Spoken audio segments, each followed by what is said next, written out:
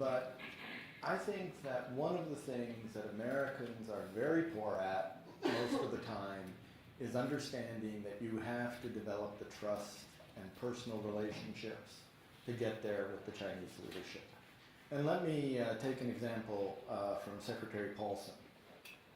President Bush brought Secretary Paulson in and had to convince him to come in. He was a reluctant Secretary of the Treasury at first because we couldn't get anywhere on the economic issues with the Chinese.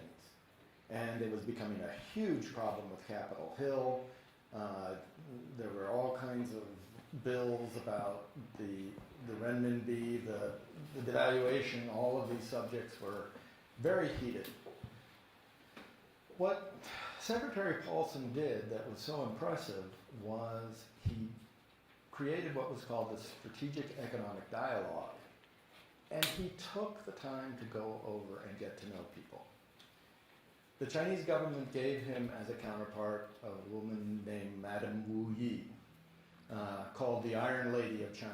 And I think she is the Iron Lady of China. She was a tough negotiator. But Hank won her over. And Hank built the kind of relationship that made it possible to make forward movement. Then when Wu Yi retired, they gave him Wang Jishan as his counterpart. Well, you all know who Wang Jishan is today, arguably the second most powerful man in China. And if you read Hank's book, you will see that he credits that relationship with helping to keep us from a Great Depression.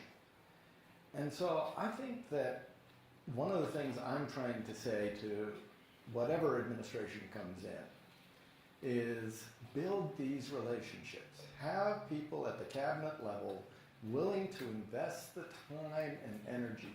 It's difficult. You have the tyranny of distance. It takes 2 days just to get to and from China for a cabinet member.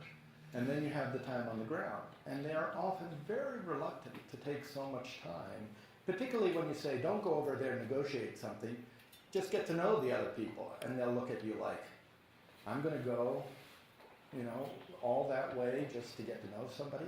But that is critical.